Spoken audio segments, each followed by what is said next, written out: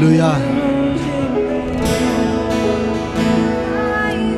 Querido, quero que você saiba, nós estamos debaixo de um momento profético de Deus.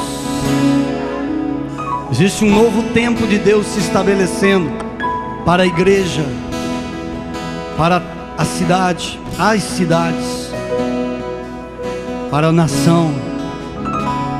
E a igreja está entrando embaixo de um manto profético. Nós não teremos mais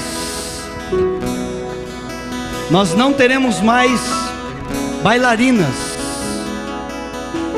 dançarinas. Nós teremos profetas da dança, profetas que liberarão a unção através do seu corpo, ministrarão profeticamente, dançando diante do trono. Nós não teremos mais músicos.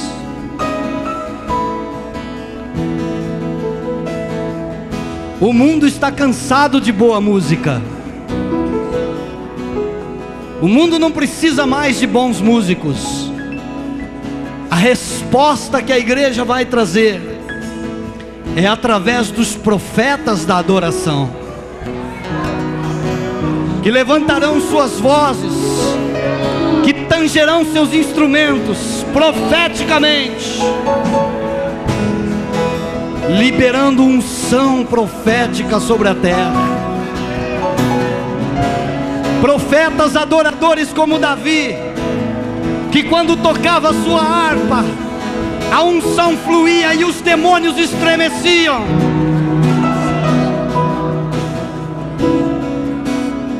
Deus está levantando uma igreja profética, e eu e você estamos inseridos nela. O mundo não precisa de mais crentes. De que adianta as estatísticas dizerem: nós somos mais de 20 milhões de crentes no Brasil, 40 milhões de crentes no Brasil, 30% da população é crente, se nós não dermos a resposta que o mundo quer, amado? Deus não está precisando de 40 milhões de crentes, está precisando de um punhado de profetas. Aleluia. Coloque a mão na sua cabeça agora, querido. Nós estamos debaixo de uma unção profética de Deus que está invadindo a terra. Ere canta rama shuri andalama nama seri andalai. E canto re masude canta nama rama show valori andalai. De onde recando Roma sonde cai machene andalama no marai.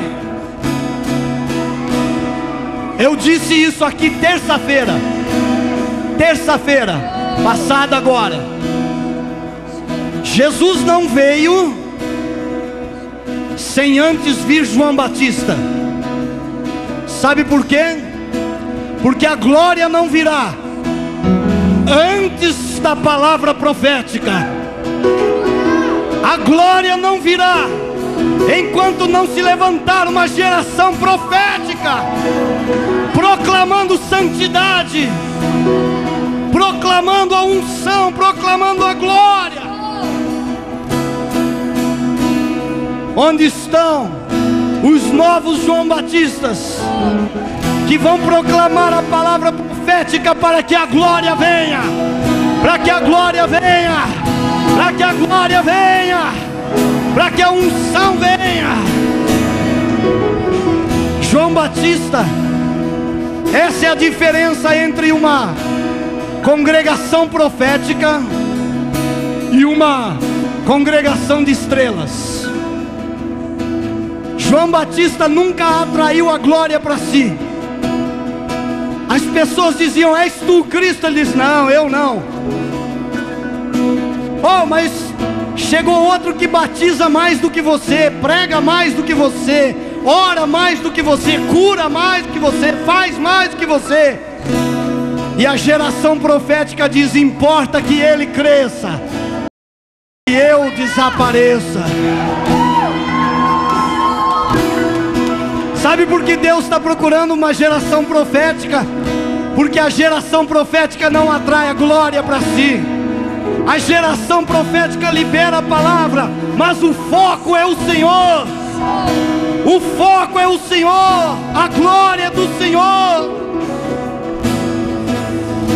A primazia é do Senhor. O protagonista é o Senhor. Aleluia. É essa geração que vai liberar unção nessa cidade, nessa igreja, nessa terra, nas nações. Aleluia. Aleluia. Gente que venha na frente. E as pessoas dirão assim: mas por acaso és tu? E João Batista diz: não, eu não, mas vem alguém depois de mim, está chegando. Eu não sou digno de desatar a sandália dos seus pés. Ele vem vindo após mim. Arrependei-vos, porque está chegando o reino do céu.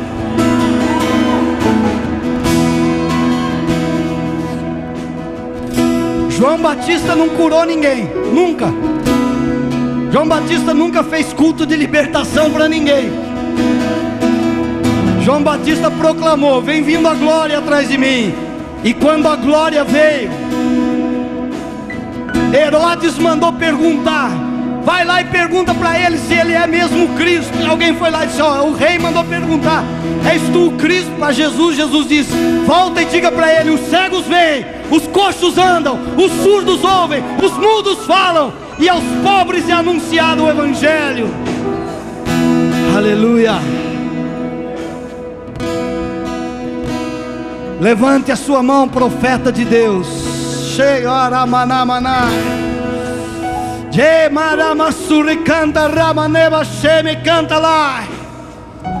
Eu proclamo aqui que venha sobre essa igreja a unção profética, a unção de proclamação, a unção de autoridade, a unção de governo, a unção de glória, a unção que vai derribar os altares do diabo.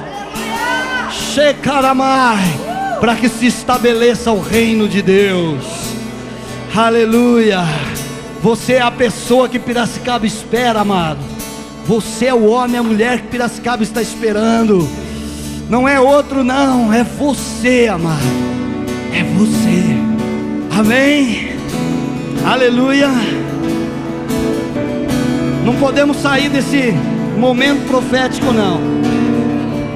Vamos adorar o Senhor com mais uma canção.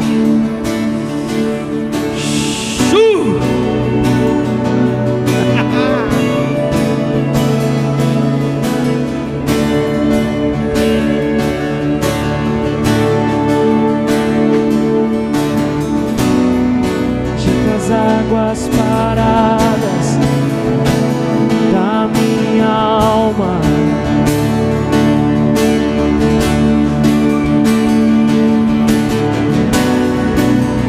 leva com teu rio que traz vida.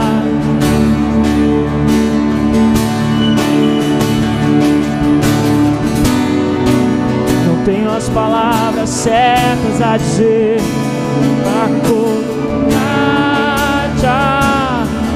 querer-me mais do que já me queres.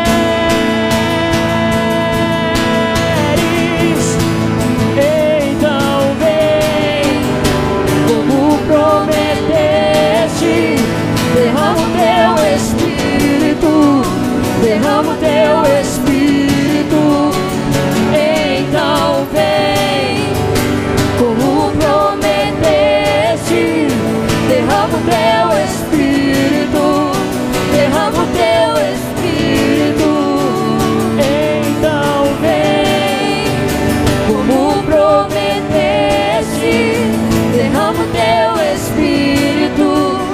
derrama o teu Espírito.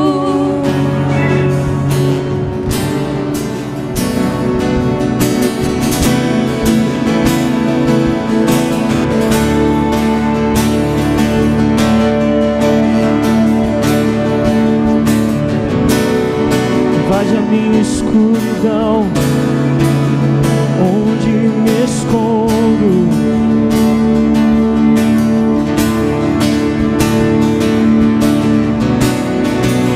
Me abraça com os teus braços, tua paz, Senhor.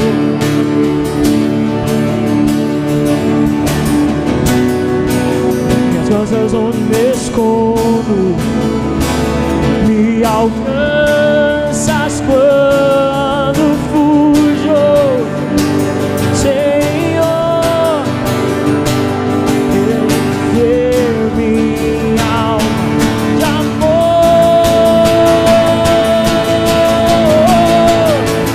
Então vem, como prometeste, derrama o teu Espírito, derrama o teu Espírito.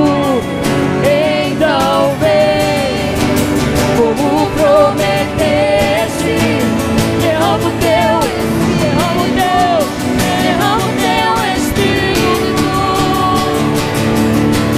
Teu amor é como de um pai e de um irmão, como a garra de um leão, assim como nenhum outro. Violentamente persegues e me abraças, me envolves em quem tu és. Teu amor é como de um pai e de um irmão, como a garra de um leão, assim como nenhum outro. Violentamente persegues e me abraças, me envolves em quem tu és. Teu amor é como de um pai, de um irmão, como a garra de um leão, assim como nenhum outro. Violentamente persegues e me abraças, me envolves em quem tu és. Então vem, como prometeste, derrama o teu Espírito, derrama o teu Espírito. Então vem, como prometeste, derrama o teu Espírito.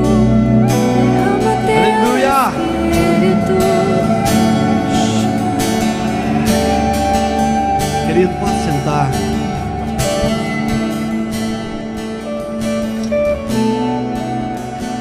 Dá um tapinha nas costas do irmão Cícero, só.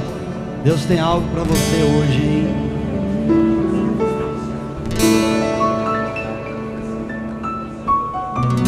Fala para ele assim, ó.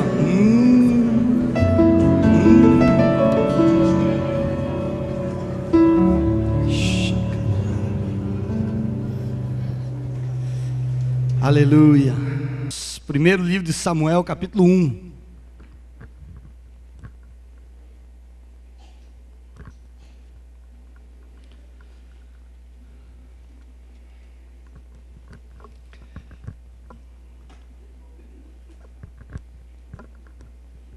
Capítulo 1, a partir do versículo 1, eu vou ler o capítulo inteiro para você. Houve um homem de Ramataim Zofim, da região montanhosa de Efraim, cujo nome era Eucana, filho de Jeroão, filho de Eliú, filho de Tou, filho de Zuf, efraimita. Tinha ele duas mulheres, o nome de uma era Ana e o da outra Penina. Penina tinha filhos, mas Ana não os tinha. Subia este homem da sua cidade de ano em ano para adorar e sacrificar ao Senhor em Siló. E assistiam ali os sacerdotes do Senhor, Ofni e Finéias, os dois filhos de Eli. No dia em que Eucana sacrificava, dava porções do sacrifício a Penina, sua mulher, e a todos os seus filhos e filhas. A Ana, porém, dava porção dupla, porque ele a amava, ainda que o Senhor lhe tivesse cerrado a madre. A sua rival a provocava excessivamente para irritar, porque o Senhor lhe havia cerrado a madre. Assim o fazia ele de ano em ano, e todas as vezes que Ana subia à casa do Senhor, a outra a irritava, pelo que chorava e não comia. Então Eucana, seu marido, lhe perguntou: Ana, por que choras? Por que não comes? Por que está triste o teu coração? Não te sou eu melhor do que 10 filhos? Então Ana se levantou depois que comeram e beberam em Siló. Ora, Eli, sacerdote, estava sentado numa cadeira junto a um pilar do templo do Senhor. Ela, com amargura de alma, orou ao Senhor, chorou muito e fez um voto dizendo: Ó Senhor dos exércitos, se benignamente atentares para a aflição da tua serva, e de mim te lembrares, e da tua serva não te esqueceres, mas a tua serva deres um filho, ao Senhor o darei por todos os dias da sua vida, e sobre a sua cabeça não passará navalha. Demorando-se ela em orar perante o Senhor, Eli prestou atenção à sua boca. Ana só falava no coração, e os seus lábios se moviam, mas não se ouvia a sua voz. E Eli a teve por embriagada. E ele lhe disse: até quando estarás tu embriagada? Aparta de ti o teu vinho. Porém Ana respondeu: não, Senhor meu, eu sou uma mulher atribulada de espírito. Não bebi vinho nem bebida forte, mas estava derramando a minha alma perante o Senhor. Não tenhas a tua serva por filha de Belial. Da multidão dos meus cuidados e do meu desgosto tenho falado até agora. Então lhe respondeu Eli: vai-te em paz, e o Deus de Israel te conceda a petição que lhe fizeste. Disse ela: ache a tua serva graça aos teus olhos. Assim a mulher se foi o seu caminho, e comeu, e o seu semblante já não era triste. Levantaram-se de madrugada, adoraram perante o Senhor, voltaram e chegaram à sua casa em Ramá. Eucana teve relações com Ana, sua mulher, e o Senhor se lembrou dela. Passado algum tempo, Ana concebeu e deu à luz um filho. Chamou-o Samuel, dizendo: tenho pedido ao Senhor. Quando aquele homem, Eucana, com toda a sua casa, subiu para oferecer ao Senhor o sacrifício anual e para cumprir o seu voto, Ana não subiu.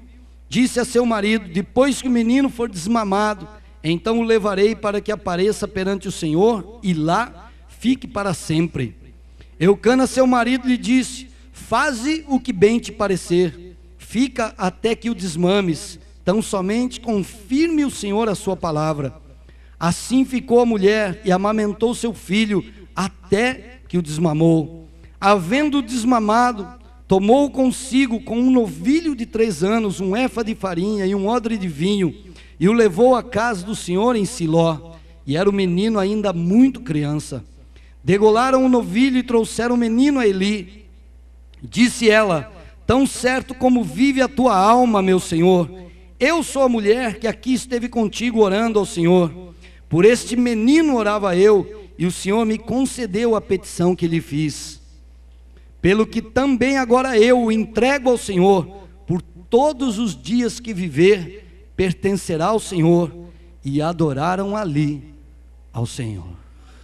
Amém? Pai, em nome do Senhor Jesus, libera toda a tua porção para nós essa noite, Pai. Abre os olhos do nosso entendimento, amolece os fundamentos do nosso coração, para que nós recebamos tudo que o Senhor tem para nós. Não apenas possamos ouvir uma boa mensagem, mas sair daqui e dar uma resposta prática em função daquilo que o Senhor nos tem dado. Nós te pedimos isso em nome do Senhor Jesus. Amém, Senhor. Queridos, eu quero falar hoje aqui um pouquinho a respeito de 2 tipos de igreja, baseado em 2 mulheres. Tenho falado constantemente que a mulher na Bíblia, ela representa a igreja do Senhor. Quase sempre quando você vê alguma coisa, algum fato importante relacionado com uma mulher, quase sempre isso vai estar ligado diretamente a uma figura profética, simbólica da igreja do Senhor Jesus. E nesse caso também não é diferente. Eu quero usar a figura de Penina e de Ana para falar de 2 tipos de igreja que existem: a igreja normal e a igreja profética. Amém? E aí no final nós vamos decidir em qual igreja nós queremos ficar. Amém, queridos?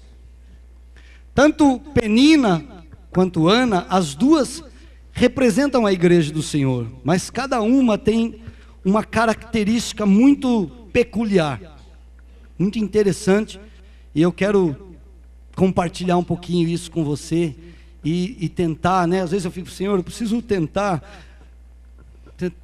acabar logo a pregação, porque às vezes a gente quer orar com as pessoas e, irmãos, é difícil, viu? Difícil acabar logo. Por isso que é gostoso, tá, né? A pastora estava num ambiente, que ela chegou ontem lá de Santa Catarina, ela estava num ambiente lá que os cultos terminavam 00:30, né? 1h da manhã, e a gente estava ouvindo um culto sexta-feira, estava junto com o pastor Kleber, porque os cultos passaram ao vivo na internet, e a gente estava vendo lá, e eram decretos, e o pastor Marcos estava junto, decretos proféticos para a América Latina, e foram tantos decretos, irmãos, as coisas proféticas para a América Latina. E chegou uma hora, né, que eu estava indo embora, já era 00:00, eu tinha dito para o pastor Cleber, eu vou embora, que eu preciso, estou muito cansado, faz 2 dias que eu não durmo direito, e eu preciso ir embora, e era já 00:30, eu estava querendo ir embora. E aí eu estava lá fora, eu brinquei com o pastor Cleber, falei, meu Deus, eu estava lá fora, já fazia meia hora, e eu estava ouvindo a profeta liberando os decretos proféticos, já fazia quase 1 hora que ela estava liberando palavras proféticas. E aí eu olhei para o pastor Cleber e falei, meu Deus, são tantos decretos proféticos, que o diabo já está assim, qual que eu obedeço, que eu não sei mais, nem o que eu faço, é tanta palavra profética que eu não sei mais. Então são ambientes que às vezes, queridos, o tempo perde o sentido, já não tem mais importância, né? Já não tem mais importância. Sabe o que eu acho? Que Deus está treinando a gente. Deus está treinando a gente. Quem quer ir morar no céu? Deus está te treinando, querido, porque lá no céu não dorme, lá no céu não tem, então está começando a treinar aqui. Então essa igreja, essas 2 igrejas, uma delas é uma igreja normal, representada por Penina, e a outra, representada por Ana, é uma igreja profética. A primeira igreja, representada por Penina, é uma igreja produtiva. Uma igreja produtiva. É uma igreja que dá resultado. É uma igreja que cresce. É uma igreja que aparece.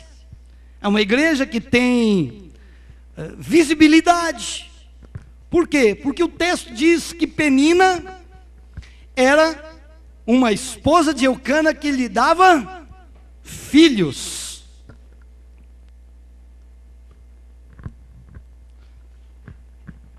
É uma igreja que está dando filhos, que está produzindo, que está crescendo, que está se manifestando, está aparecendo. E Ana, até aquele momento, era uma mulher que não dava filhos, ainda não estava gerando filhos para Eucana.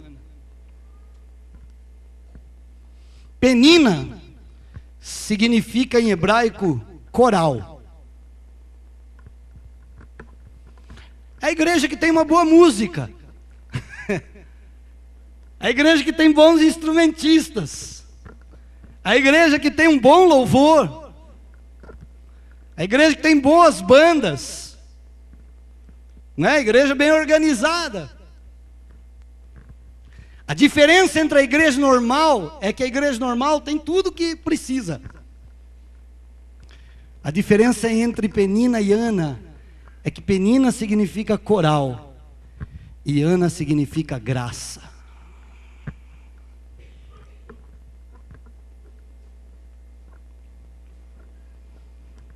Penina cresce, gera, produz, fundamentada em cima das suas habilidades, fundamentada em cima das suas capacidades, fundamentada em cima dos seus bons músicos.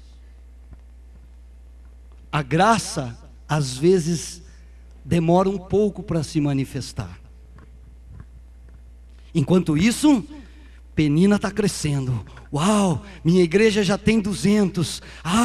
Nós vamos fazer um projeto para que daqui a um ano nós vamos ter 400. E nós vamos fazer mais um projeto e daqui a pouco nós vamos ter 600. E surgiu um projeto novo nos Estados Unidos, um novo modelo de igreja que está multiplicando a igreja. Essa é Penina.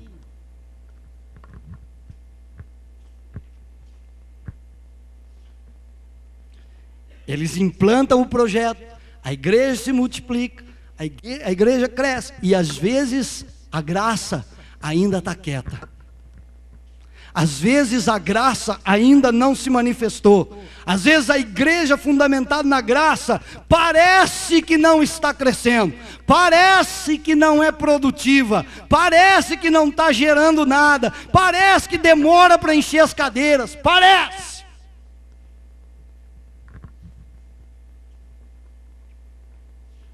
Mas quando a graça se manifestar,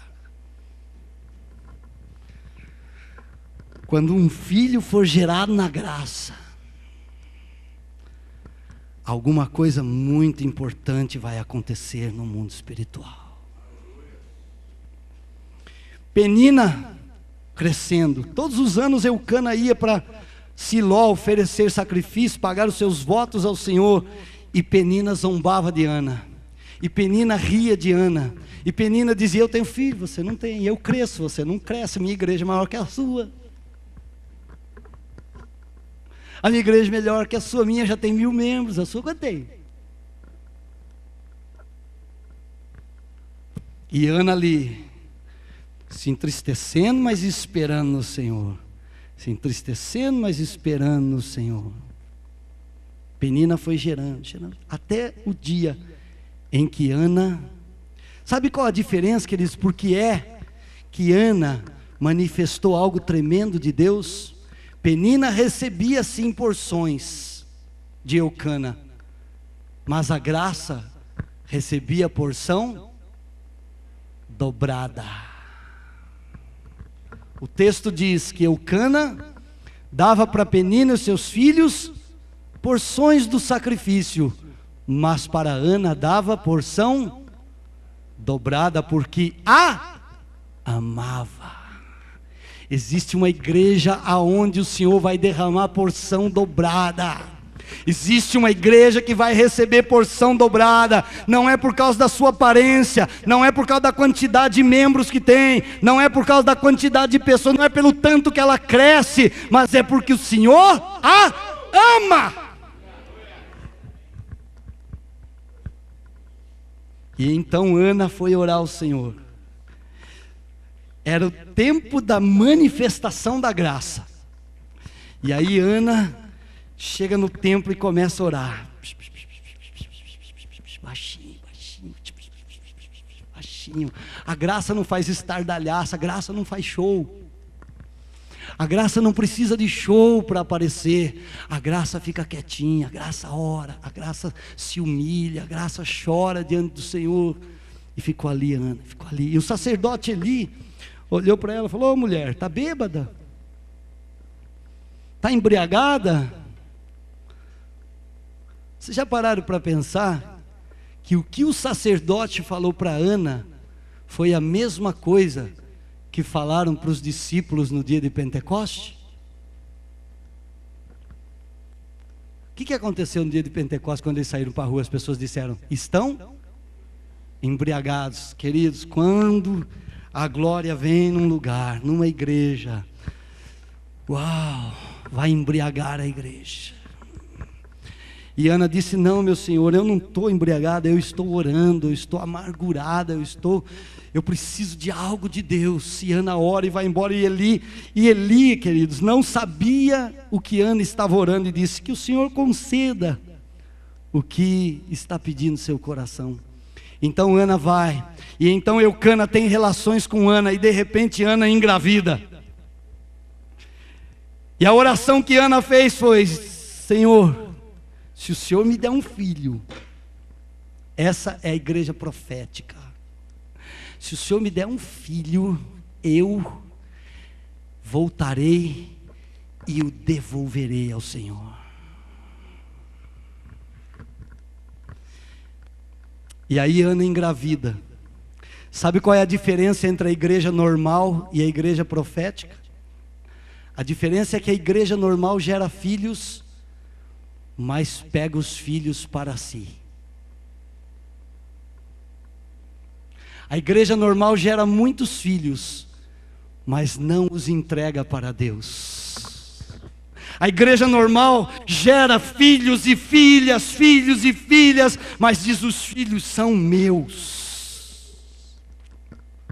A igreja normal é a igreja que gera os filhos, mas se apropria deles, sente-se dona deles, sente-se controladora dos filhos, quer os filhos sempre ao seu redor, quer os filhos abraçados, quer os filhos por perto, quer os filhos debaixo das suas asas, quer os filhos para si.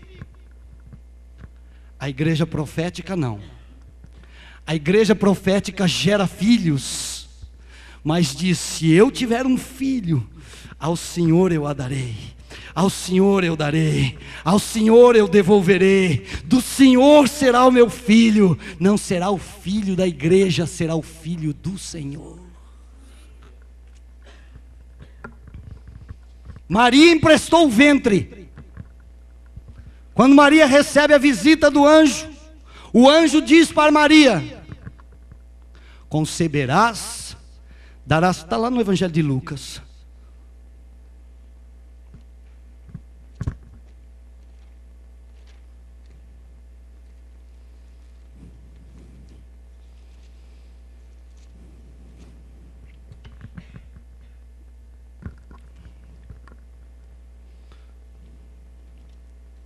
Lucas capítulo 1, versículo 31. 30, 31, 32 diz assim, ó: disse-lhe então o anjo: Maria, não temas, achaste graça diante de Deus, conceberás e darás à luz um filho, e pôr-lhe-ás o nome de Jesus, e este será grande, e será chamado Filho do... Quantas vezes você viu na Bíblia Jesus ser denominado o Filho de Maria? exceto por alguém que disse, não é esse aí o filho de José e de Maria, que estava aqui no nosso meio, que era carpinteiro, né? Mas alguém sem entendimento nenhum. Quantas vezes a palavra do Senhor, a voz do Senhor, um profeta do Senhor chamou Jesus de o filho de Maria?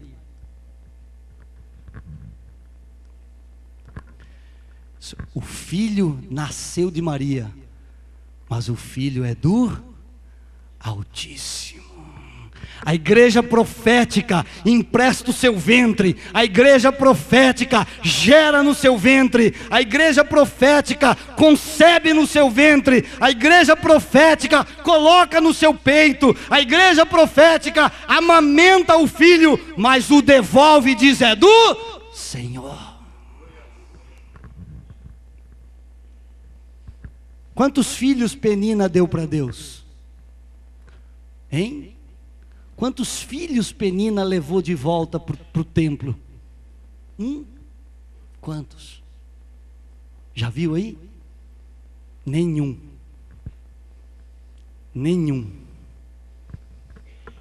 Mas quando Ana concebe, Ana o amamenta. Esse é o papel da igreja.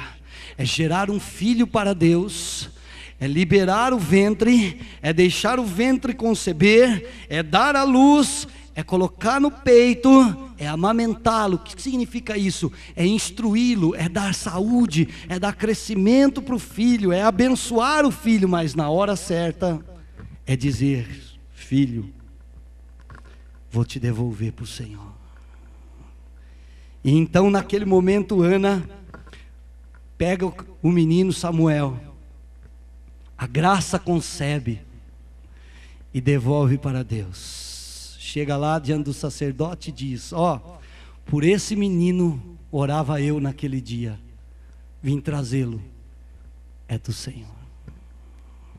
Queridos, o ventre da igreja profética não está gerando membros para a igreja.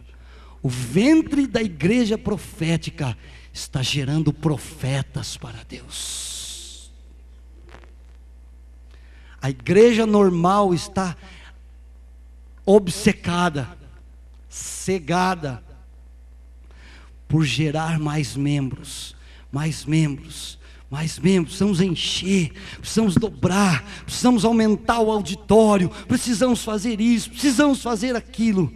Enquanto que a igreja profética está dizendo, vou emprestar o meu ventre para gerar um profeta para Deus.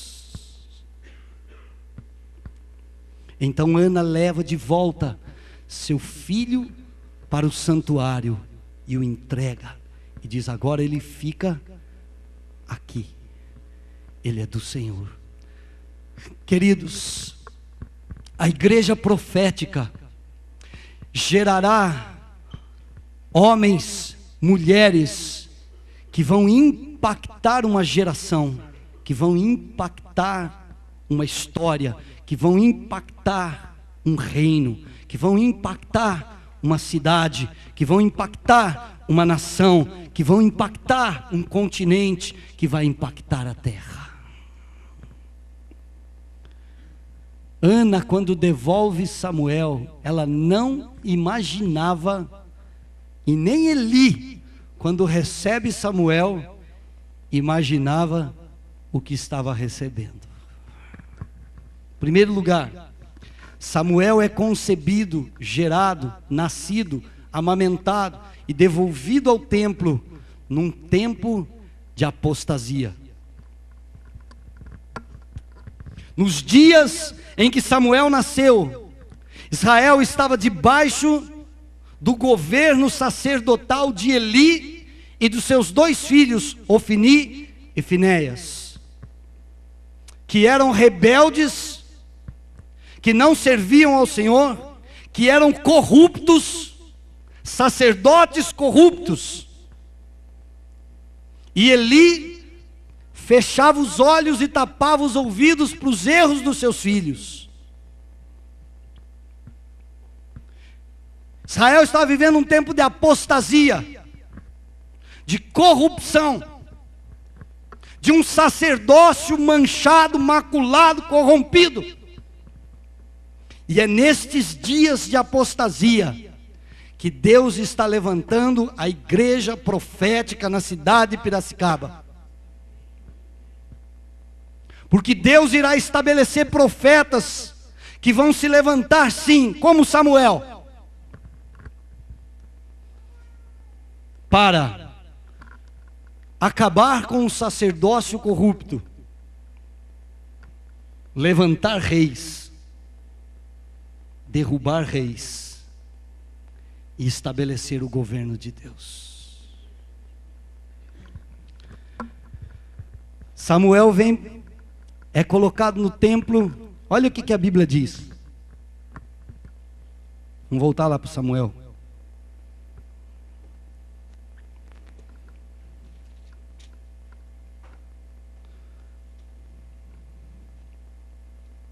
Capítulo 3, versículo 1 diz assim: o menino Samuel servia ao Senhor perante Eli.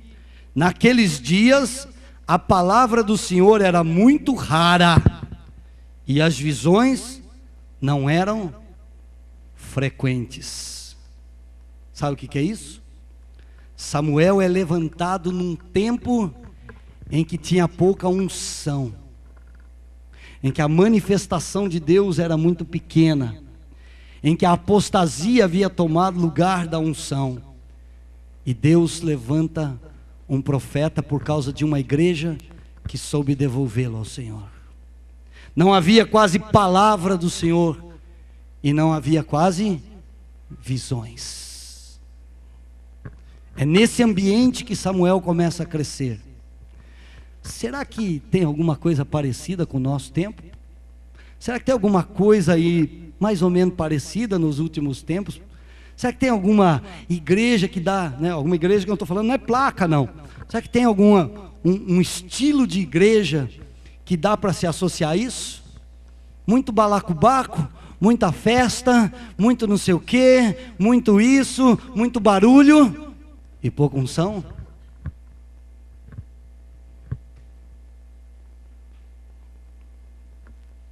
Muita conversa e pouca visão.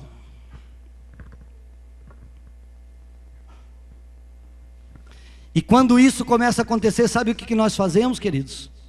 Nós começamos a procurar alguma coisa para substituir. É por isso que cada dia que passa você encontra um curso novo. Cada dia tem um curso evangélico novo. 20 passos para você ser feliz. 7 passos para você encontrar o marido ideal. Nós estamos, queridos, por causa de estarmos vivendo num tempo de uma igreja que não é profética, nós estamos precisando nos adaptar para a igreja da autoajuda. Sabe quem são os sacerdotes? Augusto Cury, John Maxwell. Precisamos fazer curso disso, curso daquilo outro, porque as visões são raras, porque a unção é rara, porque o poder não está se manifestando. Por isso Deus precisa levantar uma geração de profetas.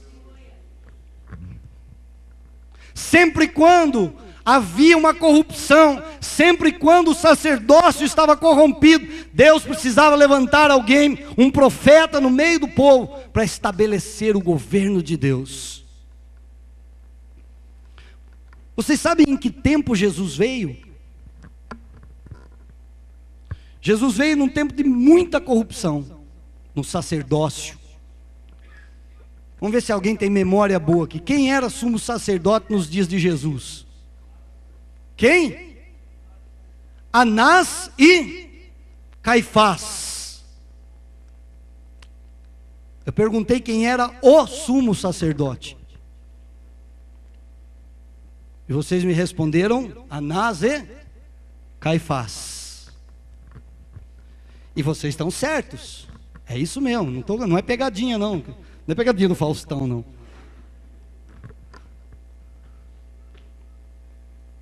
Quando foi na Bíblia, quando é que na Bíblia Deus instituiu 2 sumos sacerdotes? Onde é que na Bíblia existe que Deus um dia instituiu 2 sumos sacerdotes?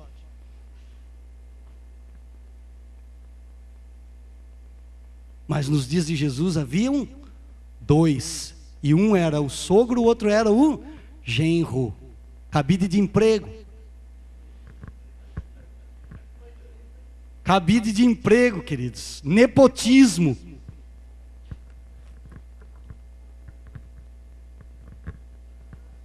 Está pensando que esse negócio de cabide de emprego, de colocar parente num cargo importante, é coisa nova?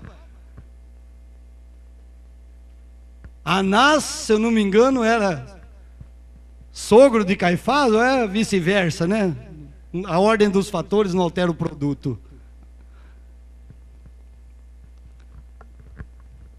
Foi por isso que Jesus, e por isso que Deus precisou levantar João Batista para colocar ordem na corrupção.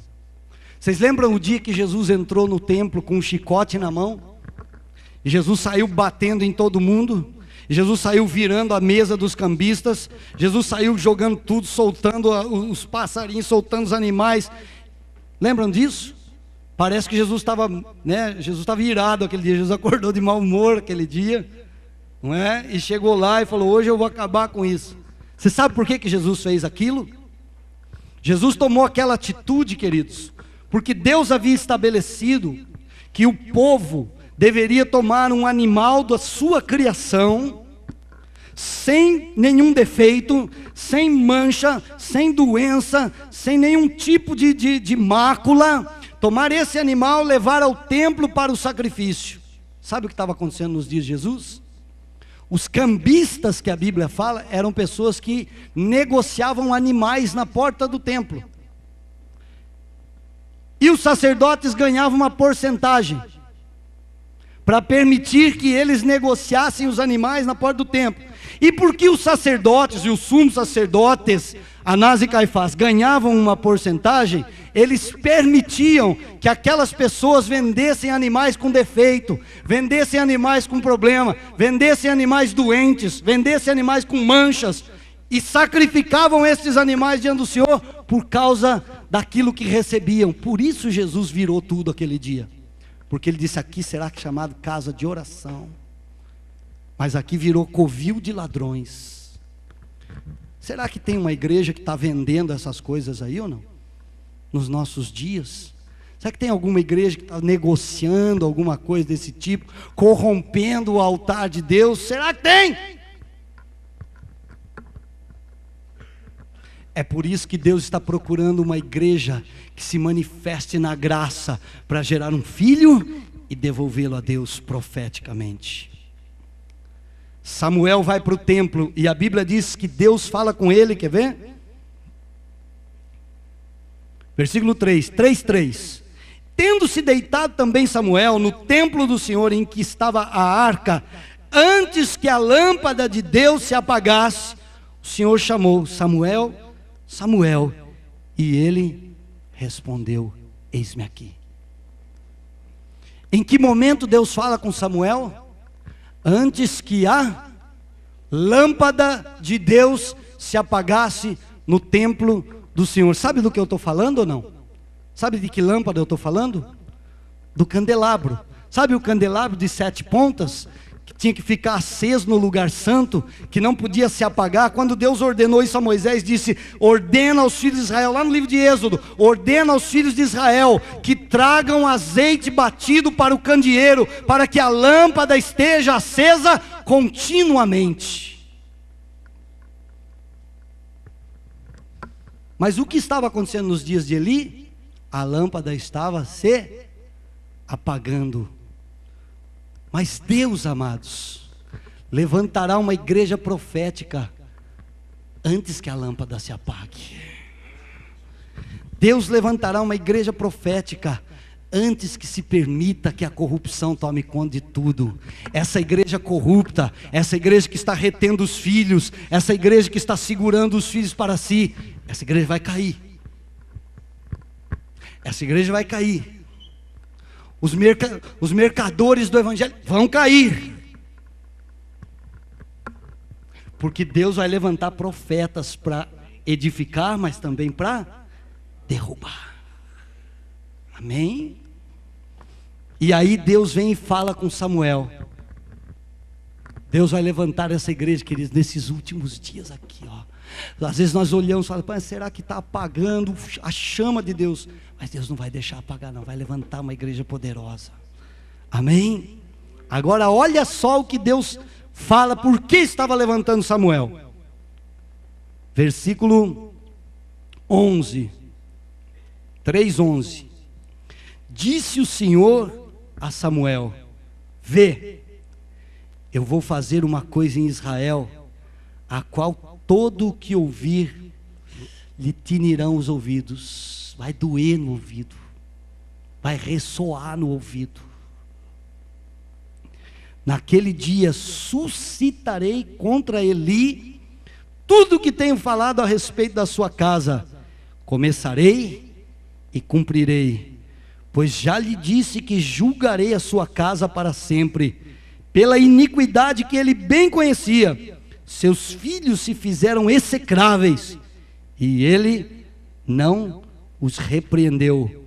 Portanto jurei à casa de Eli, que nunca mais, jamais, será expiada a sua iniquidade, nem com sacrifícios, nem com ofertas de cereais. A primeira coisa que Deus levanta uma igreja profética é para julgar um sacerdócio corrompido. Você está preparado para não ser querido? Hein? Está preparado? Quer ser profeta mesmo de Deus? Está preparado para ser rejeitado? Está preparado para bater contra o sacerdócio corrompido, contra a igreja corrupta? Contra a igreja mercantista, negociadora, manipuladora, religiosa? Está preparado? Porque Deus, quando levanta um profeta, levanta para julgar primeiro um sacerdócio.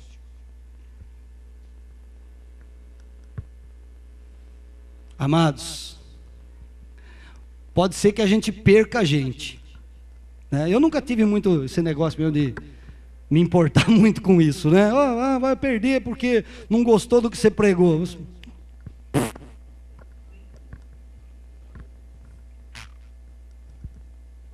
que eu vou fazer?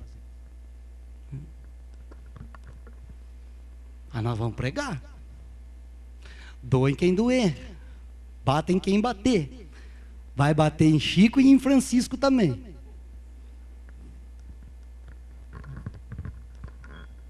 Amém? Porque Samuel é levantado para julgar sacerdócio corrupto. Aí Eli fica todo curioso. Viu, mas o que foi que Deus... Não tinha mais revelação naqueles dias. Aí Deus vem e fala com o menino. Aí o sacerdote fica todo curioso assim, o que Deus falou para você? Irmão, se ele soubesse, não perguntava, viu? Viu, mas Deus falou com você, Samuel? Falou. E o que ele falou? Samuel falou, não queria falar. Não, fala. Se Deus falou, pode falar que eu quero ouvir. Samuel olha para ele assim, Deus falou que vai julgar a sua casa vai cair.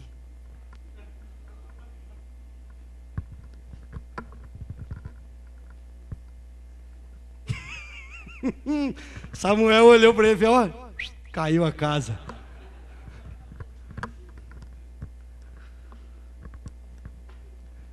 Ele falou, tá bom, se é assim que o Senhor quer, tá bom. Irmãos, Deus está levantando uma geração profética que vai derribar a casa de muita gente importante aí. Muito figurão, muito bambambam, muito nego da mídia, vai cair diante da igreja profética que Deus está levantando. Muitos manipuladores do evangelho vão cair.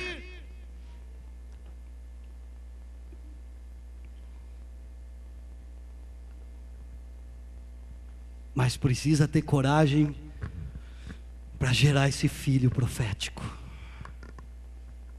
Segunda coisa que Deus estabelece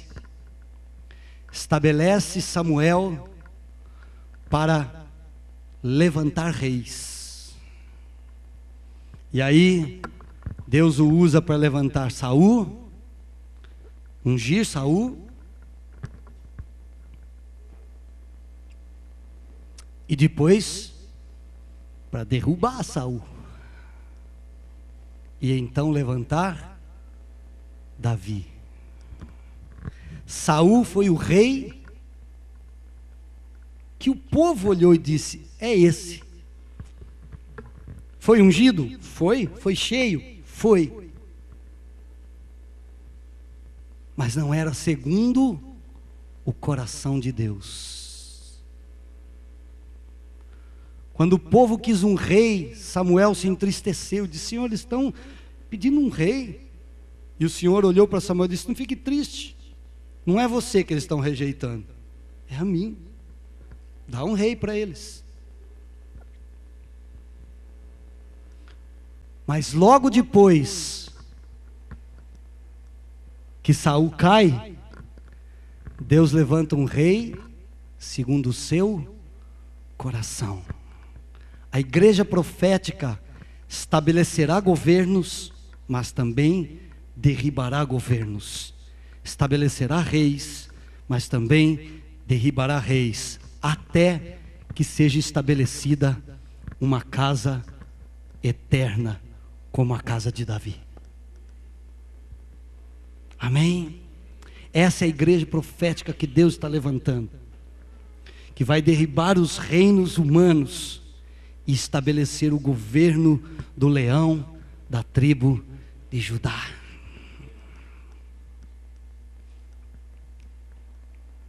Que filhos nós estamos gerando? Que igreja nós somos? A Penina, que tem muitos filhos, mas quer eles para pertinho, nunca dá eles para Deus. Ou Ana, que gera e diz: vai. Gera e diz: vai. Gera e diz: vai. Vai. Oh, aleluia!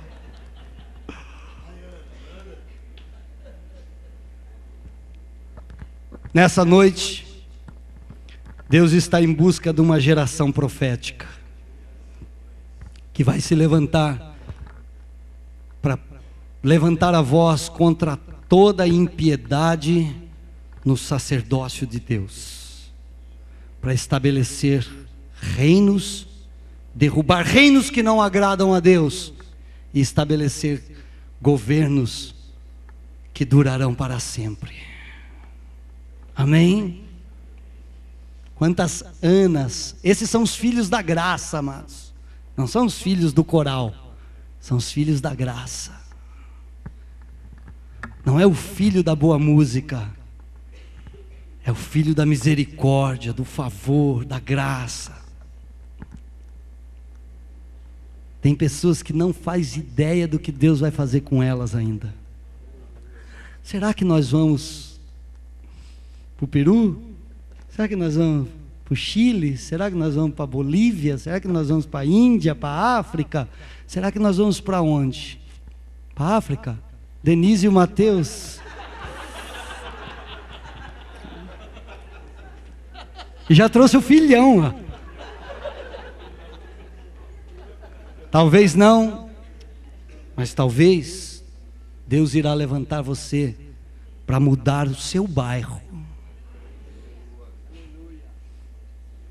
a sua vila, a sua família, os seus amigos, a sua escola, o seu trabalho, a sua geração. Profeta não se estabelece pelo tamanho da obra que faz. Há profetas que são anônimos. Irmãos, o céu está cheio de anônimos, que só vão ser conhecidos naquele dia, diante do trono. Profetas que nunca vão aparecer na televisão, que nunca vão aparecer nos jornais, que nunca vão aparecer na mídia, mas os seus nomes estão estabelecidos lá no céu. Deus está precisando de jovens para mudar a vida das pessoas, os seus amigos. Deus vai mudar. As Anas desta geração precisam gerar para devolver para Deus.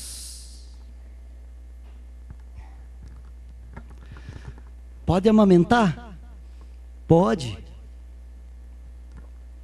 Você sabe por que Deus deixou Ana amamentar? Deus deixa você curtir um pouquinho. Pode curtir um pouquinho, curte o filhinho um pouquinho. Mas é só por um tempo. Porque depois ele é meu, diz o Senhor. Nessa noite, Deus vai estabelecer profetas nesse lugar. Talvez você nunca pise numa outra nação. Talvez. Mas você pode causar um impacto na sua sociedade, amados. Amém. Nós precisamos tirar da nossa cabeça que nós vamos mudar a nossa história, a história de Piracicaba fazendo política, ou de qualquer cidade, fazendo política. Eu já falei isso aqui outro dia, precisamos pôr um cara lá do nosso meio para mudar. Deus levanta profetas para estabelecer o reino, não é políticos. Eu vi uma coisa, eu li uma coisa num livro do Leandro, lá em Santa Catarina, estava lendo o livro dele, e eu vi uma frase do John Bevere que me chamou muito a atenção. Ele disse assim: nós somos um povo que estamos nos esforçando para entender o reino de Deus com uma mentalidade democrática. Não existe reino democrático. Reino é reino. Reino tem rei, não tem presidente. E nós estamos tentando compreender o reino de Deus e implantar o reino de Deus com um sistema democrático. O sistema democrático passa pelas mudanças políticas. O reino se estabelece por decretos.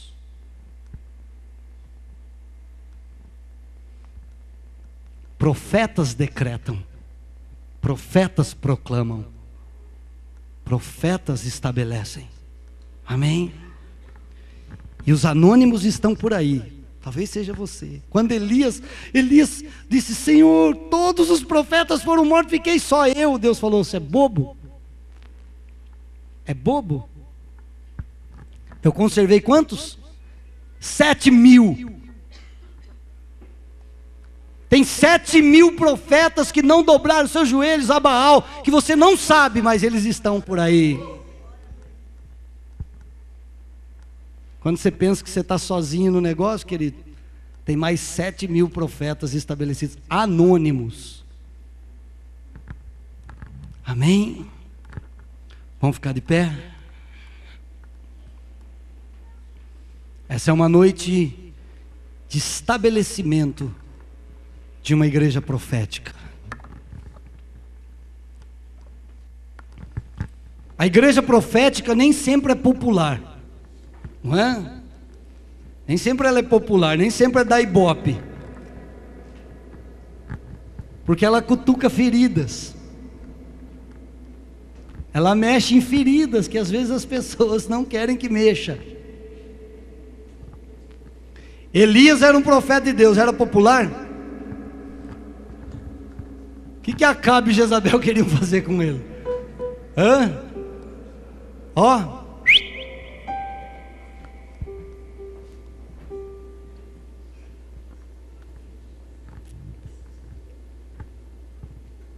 Mas quando Deus estabelece uma igreja profética, os reinos cairão.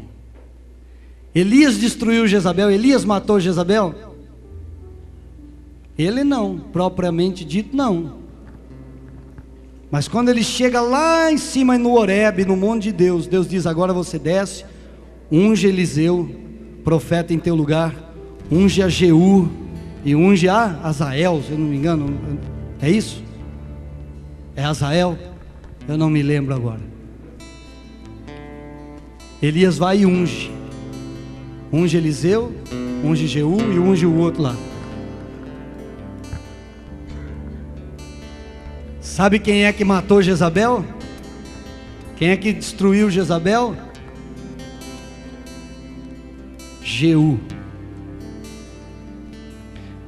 Jeú era profeta? Hein? Jeú era profeta? Deus falou: unge Eliseu, profeta em teu lugar. Não foi Eliseu que destruiu Jezabel. Unge Jeú, rei.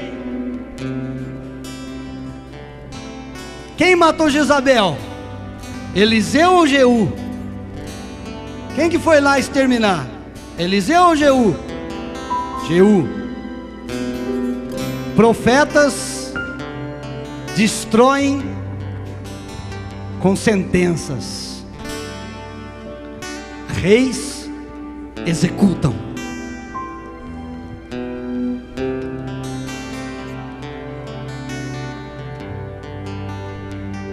Elias olhou para Jezabel e disse: assim como você fez com o sangue de Nabote, como os cães beberam o sangue de Nabote, lamberam o sangue de Nabote, assim os cães vão lamber o seu sangue também. Elias não puxou espada, não foi lá. Profetas liberam sentenças. Jeú foi com a espada. Deus nessa noite vai levantar alguns profetas e alguns reis. Uns liberarão sentenças e outros executarão sentenças. Uns liberarão palavras e outros executarão os comandos. Mas o reino do Senhor será estabelecido. Nessa noite, aqueles que querem entregar algo ao Senhor, pode sair do seu lugar, vem aqui, empurra as cadeiras, faz o que você quiser, amado.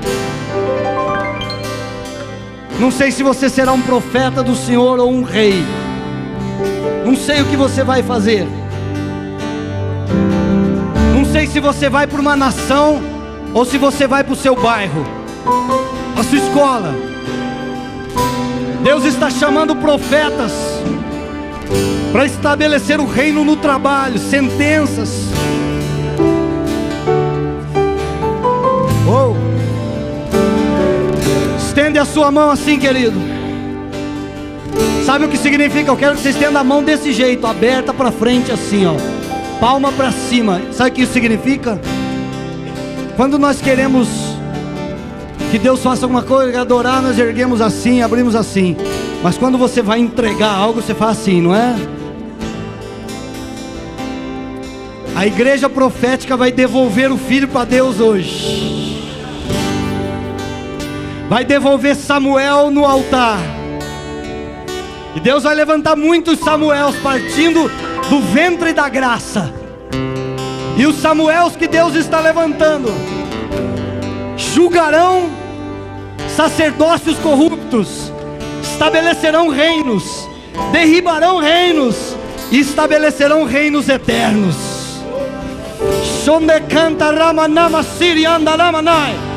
Deus está chamando profetas que vão estabelecer o julgamento de Deus na terra, que vão estabelecer a glória de Deus na terra, que vão estabelecer o fogo de Deus nessa terra, através dos Samuels que estão sendo gerados.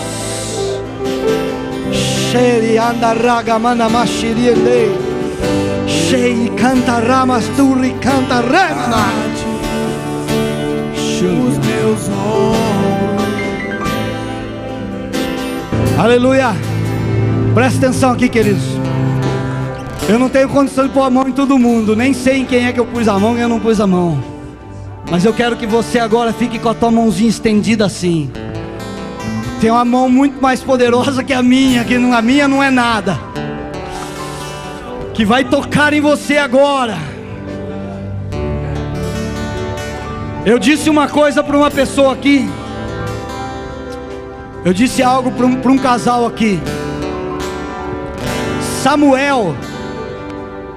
Samuel, na casa de Ana, no colo de Ana, no peito de Ana, não representa nenhuma ameaça para o inferno. Samuel guardado dentro de você, seguro no seu braço, não representa nada. O diabo não vai ter medo disso, o diabo não vai se assustar com isso. Tem muitos Samuéis aí, mas as peninas não querem soltar.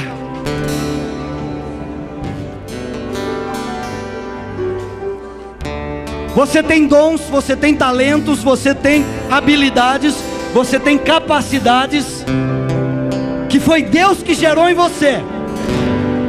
Esse é o teu Samuel. Só que tem gente que está segurando ele, não deixa ele ir. E por causa disso Deus não pode fazer o que tem para fazer, porque estão mantendo Samuel pertinho dentro de casa, mas está na hora de soltar. Você sabe disso. Você sabe disso. Não sabe? Não sabe? Aí.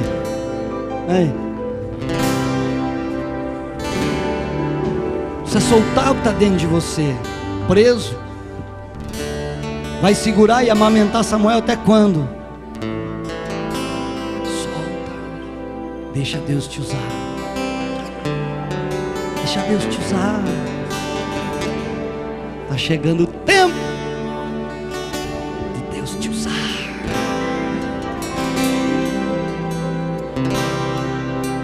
Mas onde que eu posso ser usado? Tem tanto lugar que você vai poder ser usado por Deus. Pode. Sabe o que Deus vai usar em você, querido? Sabe o que Deus vai usar em você? Deus quer usar em você a capacidade que você tem de ser servo, de servir as pessoas, de amar as pessoas. Deus vai te usar com uma coisa chamada carisma. E você vai amar as pessoas que não conhecem a Deus.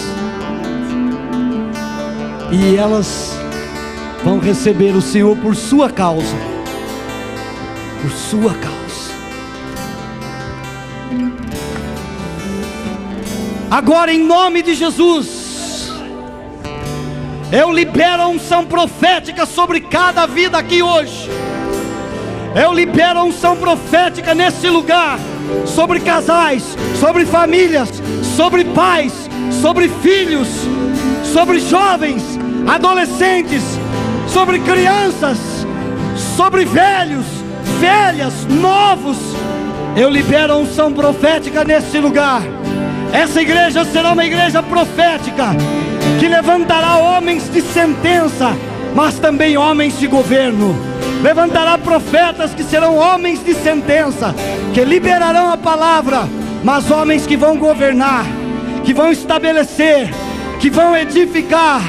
Profetas que virão para estabelecer a palavra, mas reis que virão para matar Jezabel, para destruir Jezabel e estabelecer o reino do Senhor. Eu libero essa palavra sobre filhos e filhas, filhos e filhas, em o nome do Senhor Jesus. Agora, receba isso. Amém. Amém. Tem homens de nações nesse lugar. Alguns darão a vida, outros sustentarão financeiramente, Esse é o reino de Deus, queridos, esse é o reino de Deus. Alguns vão estar lá no campo e outros vão enriquecer para abençoar os que estão no campo. Amém?